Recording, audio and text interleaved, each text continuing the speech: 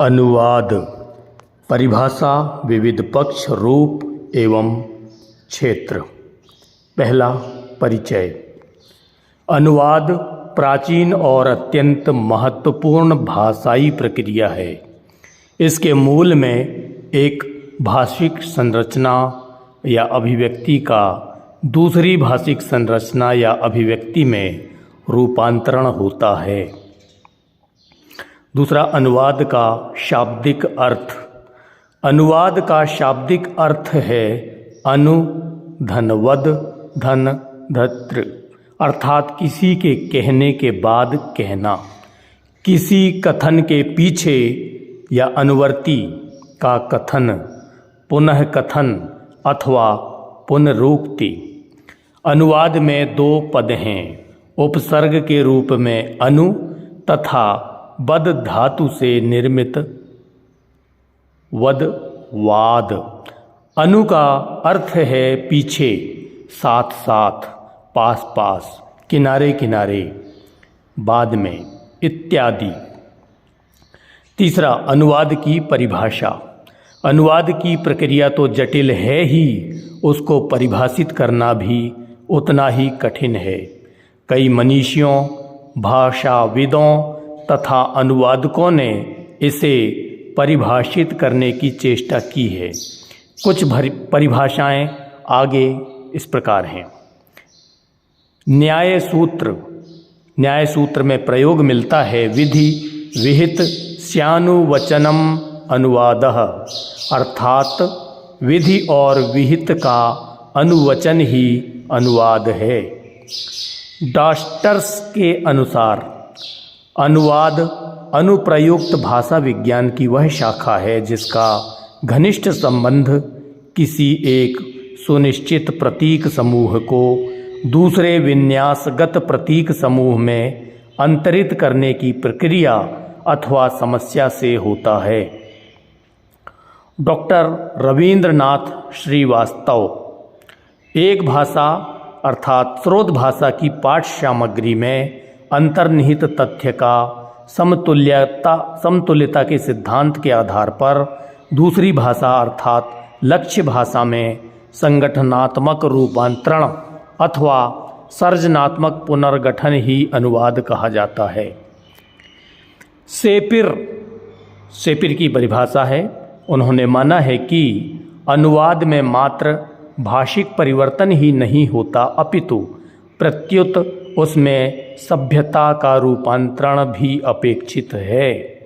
रूपांतरण निकटतम ही संभव है। थियोडोर एच सेवरी इन्होंने परिभाषित करते हुए लिखा है, अनुवाद प्रायः उतना ही प्राचीन है जितना मूल लेखन। उसका इतिहास भी उतना ही भव्य और जटिल है जितना साहित्य की किसी दूसरी शाखा का है। आर्ट ऑफ ट्रांसलेशन नामक पुस्तक से। Doctor N.E. विश्वनाथ अय्यर अनुवाद भाषाएं समस्याएं नामक पुस्तक में अय्यर जी ने अनुवाद को परिभाषित करते हुए लिखा है, अनुवाद की प्रविधि के दौरान भाषिक समन्वय हो जाता है। भाषिक समन्वय से तात्पर्य अनुवाद प्रक्रिया में लक्ष्य भाषा में स्रोत भाषा के तत्वों के घुल मिल जाने से है। यह समन्वय भाषा के विकास में सहायक है। डॉक्टर भोलानाथ तिवारी ने अपनी पुस्तक अनुवाद की व्यावहारिक समस्याएं में अनुवाद को परिभाषित इस प्रकार किया है, भाषा ध्वन्यात्मक प्रतीकों की व्यवस्था है और अनुवाद है इन्हीं प्रतीकों का प्रतिस्थापन, अर्थात एक भाषा के प्रतीकों के स्थान पर दूसरी भाषा के निकटतम समतुल्य और सहज प्रतीकों का प्रयोग। इस प्रकार अनुवाद निकटतम समतुल्य और सहज प्रतिप्रतीकन है। चौथा, अनुवाद के पक्ष। अनुवाद के दो महत्वपूर्ण पक्ष हैं, का भाषिक संरचना और खा विषय वस्तु। का भाषिक संरचना मूल स्रोत तथा लक्ष्य भाषा की पूरी जानकारी। भाषिक संरचना के अंतर्गत आती है।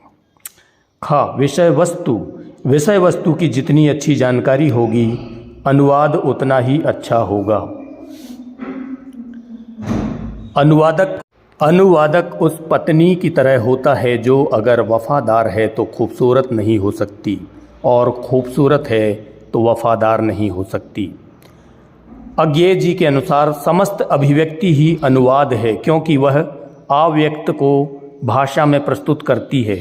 अनुवाद का ठीक होना और शक्तिशाली होना दोनों ही बातों में सामंजस्य स्थापित करना आवश्यक है। अच्छा अनुवाद एक पुनर्जनन ही है। पांचवा, अनुवाद के विविध रूपों में पहला रूप है भाषांतरण।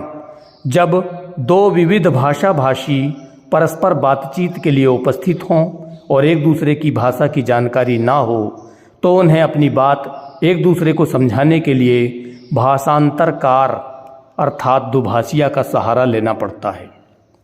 राजनीतिक वार्ताओं, अनेक देशों के प्रतिनिधियों के बीच बातचीत के मध्य इस प्रकार के भाषांतरकार की आवश्यकता पड़ती है। भाषांतरकार को तत्काल अन्य भाषा में रूपांतर करना होता है। अतएव तात्कालिकता के भाव के कारण से आशु भाषांतरण कहना उपयुक्त रहेगा। डॉक्टर सतीश कुमार रोहरा ने इसके लिए अनुव्याख्या शब्द का प्रयोग किया है और इसे अनुवाद से भिन्न स्वीकार किया है। भाषांतरकार के गुणों की चर्चा करते हुए श्री धर्मपाल पांडेय ने लिखा है, इसमें संदेह नहीं कि दोनों भाषाओं का ज्ञान अनिवार्य है, लेकिन भाषांतरकार के लिए इतना ही काफ़ी नहीं है।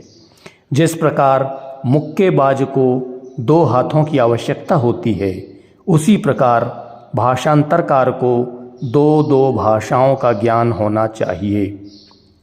लेकिन केवल दो हाथ होने से ही जैसे कोई व्यक्ति मुक्केबाज नहीं बन सकता, उसी प्रकार दो भाषाओं का ज्ञान ही किसी को भाषांतरकार बनाने के लिए काफ़ी नहीं है। मूल भाषा में कहे गए भाव को लक्ष्य भाषा में मौखिक अभिव्यक्ति करने की प्रक्रिया को या मौखिक अभिव्यक्ति देने की प्रक्रिया को भाषांतरण कहा जा सकता है।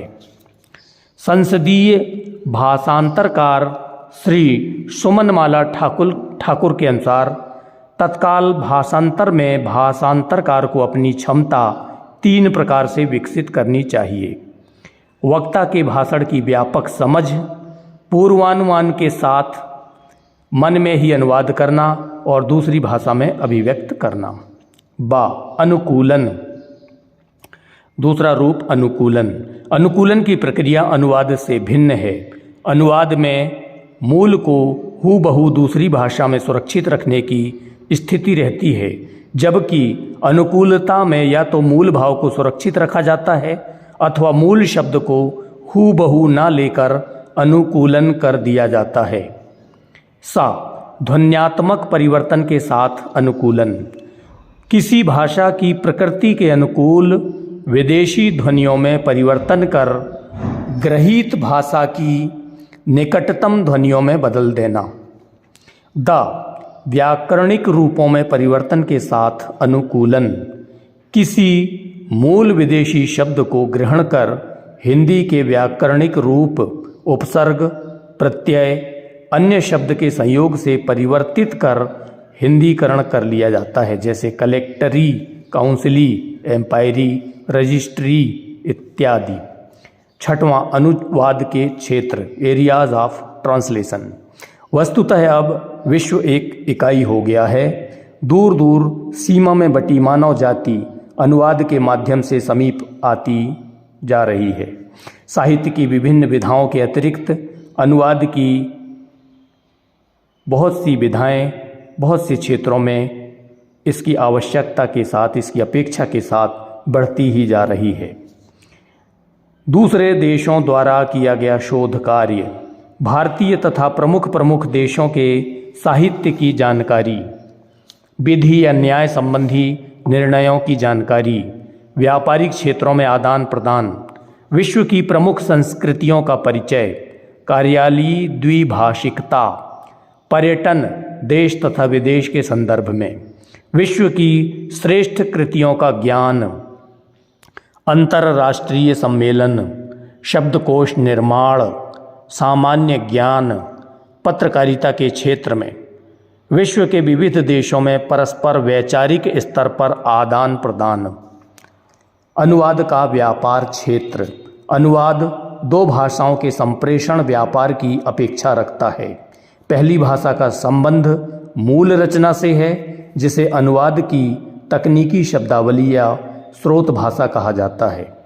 दूसरी भाषा का संबंध उस भाषा से है जिसमें अनुवाद किया जाना है, इसे लक्ष्य भाषा की संज्ञा दी जाती है। निष्कर्ष, स्पष्ट है कि एक भाषा में कही हुई बात को दूसरी भाषा में फिर से कहना, उतारना या समझाना ही अनुवाद है। कहने के बदले लिखना लिखित अनुवाद है और कहना मौखिक अनुवाद। सुनने हेतु शुक्रिया, धन्यवाद।